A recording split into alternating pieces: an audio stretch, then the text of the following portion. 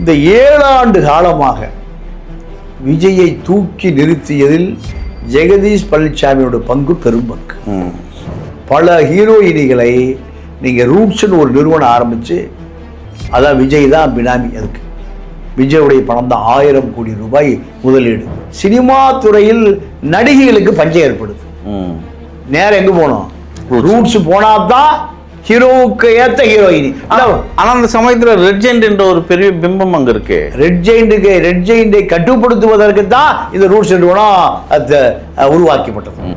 இது கட்சி ஆரம்பித்து பல லட்சம் தொண்டர்களை ஈர்த்து கொள்கை ரீதியாக என்ன தெரியும். இப்போ லதாவுக்கு அண்ணாமலை ரஜினி எல்லாம் காலாவதி ஆகி போன அரசியலில் இனியெல்லாம் ஒன்றும் பண்ண முடியாது.